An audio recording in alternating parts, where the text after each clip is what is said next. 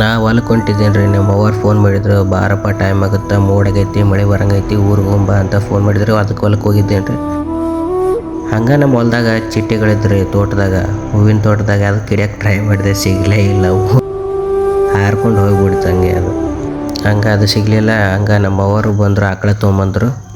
ಈ ಆಕಳ ಪ್ರೀತಿ ನೋಡ್ರಿ, ಹಂಗೆ ನಮ್ಮ ತಾಯಿ ಪ್ರೀತಿನೂ ಹಿಂಗೆ ಇರುತ್ತೆ ರೀ. ನಮ್ಮವ್ವ ಸಾಲಿನೂ ಕಲ್ತಲ್ರಿ. ನಾವು ಒಂದು ರೊಟ್ಟಿ ಕೇಳಿದ್ರೆ 2 ರೊಟ್ಟಿ ಕೊಡ್ತಾಳ್ರಿ. ನಾನು ಸಿಟ್ಟು ಬಂದಾಗ ಎಷ್ಟೋ ಸಾರಿ ಬೈದೀನಿ, ಏನೇನೋ ಅಂದೀನಿ, ಆದರೆ ಯಾವುದು ಮನ್ಸಿಗೆ ಹಚ್ಕೊಂಡಿಲ್ರಿ ನಮ್ಮವ್ವ. ನಮ್ಮವ್ವಾಗ ಒಂದು ಮಾತು ಕೇಳಿದೆ, ಯಾಕವ್ವ ರೈತನ ಮಕ್ಳಿಗೆ ಹೆಣ್ಣು ಕೊಡಲ್ಲ ಅಂತ. ಅದಕ್ಕೆ ನಮ್ಮವ್ವ ಏನು ಹೇಳಿದ್ ನೋಡ್ರಿ.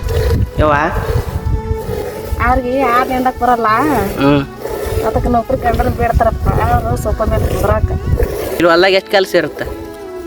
ಕಸ ತೆಗಿಬೇಕು, ತೊಗರಿ ಕೊಯ್ಬೇಕು, ತೊಗರಿ ರಾಶಿ ಮಾಡಬೇಕು, ಎಲ್ಲಾದ್ರೂ ಕೆಲಸ ಮಾಡ್ಬೇಕು.